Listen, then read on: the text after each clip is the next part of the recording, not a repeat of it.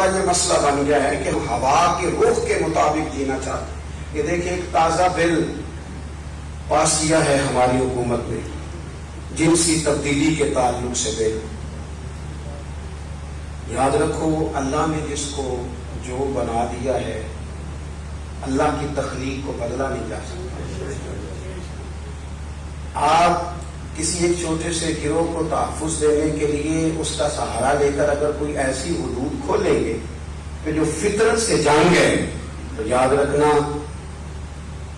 اور اپنے دل میں یہ بات بٹھا لینا کہ تم رب کریم سے جنگ نہیں کر سکتے، تم اللہ کے قانون سے نہیں لڑ سکتے۔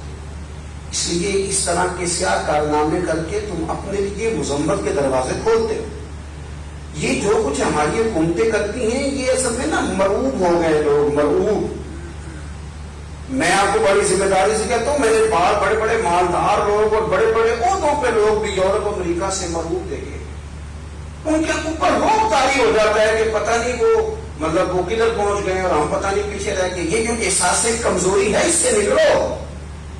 اقبال مصور پاکستان نے یورپ سے کہا تھا تم ان کی حمایتوں میں بل پاس کرتے اور ایسے غلیظ قانون لے کے آتے ہو جن کو سن کر تعفن پیدا ہوتا ہے، سن کر بدبو آتی ہے۔ اقبال نے کہا تھا ان سے کہ تمہاری تہذیب خود اپنے خنجر سے خودکشی کرے گی، جو شاخ نازک پر بنے گا آشیانہ وہ ناپائیدار ہوگا۔ وہ تو تڑپ رہے ہیں، وہاں تو خودکشیاں بہت سارے ملکوں میں قانون بنتی جا رہی ہیں، اور یہاں جتنی مرضی کی غریبی ہے، آزمائش ہے، لوگ اللہ کی توفیق سے صابر شاکر ہیں۔